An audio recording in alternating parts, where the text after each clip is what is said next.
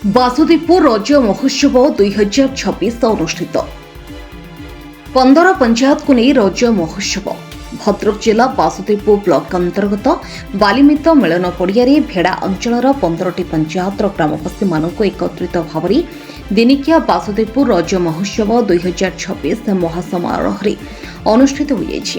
ଏହି ଅବସରରେ ପ୍ରଥମ ରଜ ସକାଳ 8ଟା ସମୟରେ ଭେଡ଼ା ନାୟକାଣୀ ପୀଠରୁ ବାଲିମତ ମେଲଣ ପଡ଼ିଆ ପର୍ଯ୍ୟନ୍ତ ଦୀର୍ଘ 6 କିଲୋମିଟର ଏକ ଗଣଦୌଡ଼ କାର୍ଯ୍ୟକ୍ରମ କରାଯାଇଥିଲା। ଉକ୍ତ କାର୍ଯ୍ୟକ୍ରମରେ ସୁନାମଧନ୍ୟ ସ୍ୱର୍ଣ୍ଣ ପଦକ ପ୍ରାପ୍ତ ଦୌଡ଼ରାଣୀ ଦୁତି ଚାନ୍ଦ ଯୋଗଦାନ କରିଥିଲେ। ଏଥିସହିତ ଅନେକ ଯୁବକ ଯୁବତୀ ଏବଂ ଛୋଟ ପିଲାମାନେ ଗଣଦୌଡ଼ରେ ଭାଗ ନେଇଥିଲେ। ଭାଗ ନେଇଥିବା ସମସ୍ତ ଯୁବପିଢ଼ିମାନଙ୍କୁ ପ୍ରତ୍ୟେକ ଦିନର ରୁଟିନ୍ରେ ଦୌଡ଼ ଏକ ବିଷୟ ରହିବା ନିତ୍ୟାନ୍ତ ଆବଶ୍ୟକ ରହିଛି ବୋଲି କହିଥିଲେ। ଖେଳକୁ ରାଜ୍ୟ ତଥା କେନ୍ଦ୍ର ସରକାରଙ୍କ ପକ୍ଷରୁ ଗୁରୁତ୍ୱ ମଧ୍ୟ ଦେଉଛନ୍ତି ବୋଲି କହିଥିଲେ। ଖେଳକୁଦ ବ୍ୟାୟାମ କରିବା ଦ୍ୱାରା ଶାରୀରିକ ତଥା ମାନସିକ ସୁସ୍ଥ ରହିଥାଏ ବୋଲି ମଧ୍ୟ ବକ୍ତବ୍ୟ ରଖିଥିଲେ। ଏଥିସହିତ ଯୁବତୀ ଓ ମହିଳାମାନଙ୍କୁ ନେଇ ପୁଚି, ଝୁଣ୍ଟି, ଶଙ୍ଖ, ରଙ୍ଗୋଲି, ମ୍ୟୁଜିକ୍ ଚେୟାର ଭଳି ପ୍ରତିଯୋଗିତା କରାଯାଇଥିଲା। ଉକ୍ତ କାର୍ଯ୍ୟକ୍ରମକୁ ଏସ୍ ଗ୍ରୁପ୍ ସହାୟତାରେ ବାସୁଦେବପୁର ରଜ ମହୋତ୍ସବ କମିଟି ପକ୍ଷରୁ ଆୟୋଜନ କରାଯାଇଥିଲା। ଏ ଅବସରରେ ସନ୍ଧ୍ୟାରେ ଏକ ସାଧାରଣ ସଭାର ଆୟୋଜନ ବାଲିମିତ ମିଳନ ପଡ଼ିଆରେ କରାଯାଇଥିଲା।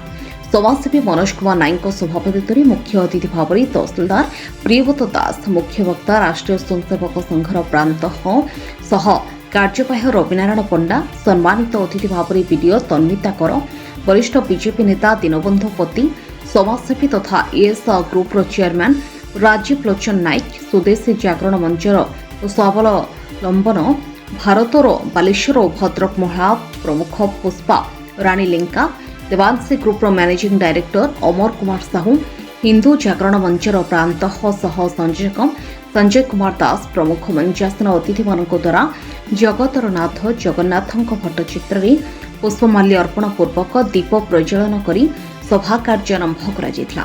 ଏ ଅବସରରେ ଅତିଥିମାନଙ୍କ ଦ୍ୱାରା ରଜଭାର ସମସ୍ତଙ୍କ ସମ୍ମୁଖରେ ଖୋଲାଯିବା ସହିତ ପିଠା ମିଠା ଉପସ୍ଥିତ ସମସ୍ତଙ୍କୁ ବଣ୍ଟନ କରାଯାଇଥିଲା।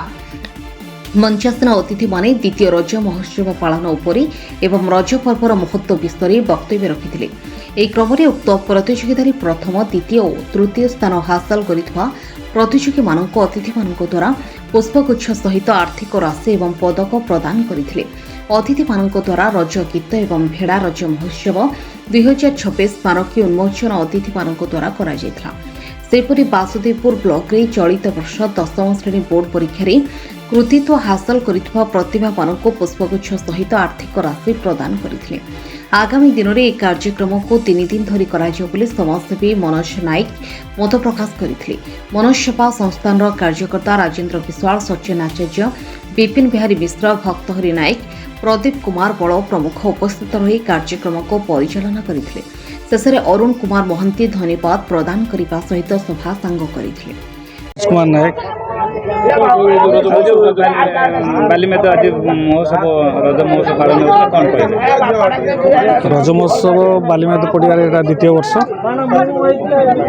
ଯାହାକି ସମସ୍ତଙ୍କ ସହଯୋଗ ଏବଂ ସହାନୁଭୂତି ଭଲ ପାଇବା ଯୋଗୁଁ ଆଜି ରଜ ମହୋତ୍ସବ ଆହୁରି ସୁନ୍ଦର ଭାବରେ ଏ ବର୍ଷ ହେଇଛି। ପିଲାମାନଙ୍କର ପ୍ରଚେଷ୍ଟା ବଳରେ ଏବଂ ଓଡ଼ିଆ ରୀତିନୀତି କୁ ନେଇକି ଯେଉଁ ରଜ ପର୍ବ ସୃଷ୍ଟି ହୁଏ, ତାହା ହିଁ ପୁରା ପାରମ୍ପରିକ ହିସାବରେ ରଜ ପର୍ବ ପାଳନ କରାଗଲା। ପୁରା ପିଓର ଓଡ଼ିଶୀ ମାନେ ଓଡ଼ିଶାର ନୀତି ନୈତିକତା ପୂର୍ବଜମାନେ ଯାହା ପାଳନ କରିଥିଲେ ଆଜି ମଧ୍ୟ ସେୟା ହିଁ ରଜ ମହୋତ୍ସବରେ ପିଲାମାନେ ପାଳନ କଲେ ଏବଂ ଏ ମଞ୍ଚ ସମସ୍ତଙ୍କୁ ଆନନ୍ଦ ଦେଇଛି ଏବଂ ଉଲ୍ଲାସ ଦେଇଛି। ସ୍ନେହ ଶ୍ରଦ୍ଧା ଭଲ ପାଇବା ଏବଂ ଏ ରଜର ଯେଉଁ ଆଦର ଆଉ ସ୍ନେହ ଶ୍ରଦ୍ଧା ସବୁ ପ୍ରକାର ଏଠି ମିଳିଛି ପିଲାମାନଙ୍କୁ। କ'ଣ ଆକର୍ଷଣ ଥିଲା? ମୁଖ୍ୟ ଆକର୍ଷଣ ଥିଲା ପୁଚି। ବହୁତ ଦିନ ପରେ, ଦୀର୍ଘ 35 କି 40 ବର୍ଷ ପରେ ମୁଁ ଆଜି ଦେଖିଲି ପୁଚି, ବହୁତ ସୁନ୍ଦର ଲାଗିଲା। ଏତେ ସୁନ୍ଦର ପୁଚି ଆଜି ବି ଛୁଆମାନେ ଖେଳୁଛନ୍ତି, ଦେଖି ବହୁତ ଆନନ୍ଦିତ ଅଛି। ସକାଳେ ଗଣଦୌଡ଼ରେ ଭାଗ ନେଇଥିଲେ? ଗଣଦୌଡ଼ ତ ପ୍ରତ୍ୟେକ ଦିନ କହିଲା ଭଳିଆ ଚାଲିଛି। ବର୍ତ୍ତମାନଙ୍କ ଆଧୁନିକତାର ଗଣଦୌଡ଼ ଏବେ ସୁବେ ଦେଖିବ ତ ପୁରା ଚାଲିଛି। ସକାଳ ଠାରୁ ପୁଣି ଦିନ 10ଟା ପର୍ଯ୍ୟନ୍ତ ଗଣଦୌଡ଼ ଚାଲିଛି। ଦୌଡ଼ରାଣୀ ଦୁତି ଚାନ୍ଦ ଆସିଥିଲେ, କ'ଣ କହିବେ?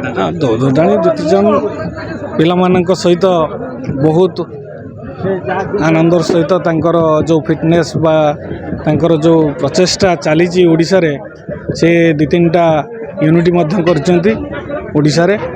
ପିଲାମାନଙ୍କୁ ଆଗକୁ ନେବା ପାଇଁ ତାଙ୍କର ଚେଷ୍ଟା ବି ଜାରି ରହିଛି। ସେ ବି ପିଲାମାନଙ୍କ ସହିତ ଆଲୋଚନା ବି କରିଛନ୍ତି। ଭଦ୍ରକରେ ଗୋଟେ ୟୁନିଟ୍ ଖୋଲିବା ପାଇଁ ମୁଁ ତାଙ୍କୁ ପରାମର୍ଶ ଦେଇଛି। ଯଦି ଭଲ ଭଦ୍ରକରେ ଗୋଟେ ୟୁନିଟ୍ ଖୋଲନ୍ତେ, ହୁଏତ ଆମ এই ଅଞ୍ଚଳର ପିଲାମାନେ ବହୁତ ଅଲିମ୍ପିକରେ ଆଗକୁ ଯାଇପାରନ୍ତେ, ମୁଁ ଆଶା କରୁଛି। ଯୁବପିଢ଼ିକି ଏହା ବାର୍ତ୍ତା ଦେବି, ନିଜେ ପରିବର୍ତ୍ତନ ହୁଅନ୍ତୁ, ସମାଜକୁ ପରିବର୍ତ୍ତନ କରନ୍ତୁ। ये हूँ आमर रज पर्व जोटा कि ओडिशार गणपर्व एवं ये जो 3 दिन व्यापी रज पर्व चली आमर बालीमेद पंचायत रे आज जो कार्यक्रम होती यार मुख्य पुरोधा जे कि मनोज कुमार नायक एवं ताकर सहयोगी माने गोटे बर्नाडे परिसर रे से आज उत्सव पालन करुचंती। समस्त माँ भणी मैंने ये अच्छा विभिन्न प्रतियोगिता सब अनुष्ठित होता है। प्रतियोगितार जो मैंने सब विजयी होते एवं मैट्रिक परीक्षा जो मैंने उच्च नंबर रखी तथा आमर आईआईटी जड़े पाई यही गाँव जड़े पिला आईआईटी पाई पुरस्कृत कराई उत्साहित कराई। कार्यक्रम ए पिठार परिवेषण करा जे रजरे केते प्रकार पिठा होची कौन होची बहुत सुंदर कार्यक्रम करिसेंती एवं बहुत विशिष्ट व्यक्ति माने आसिचंती कार्यक्रम को सकाळे मध्ये हमर जो गणदौड़ होइतिला पुची खेल होइतिला एथिरे हमर विशिष्ट दौड़राणी दुती चांद आसिथिले एवं कार्यक्रम आज बहुत सुंदर भाव रे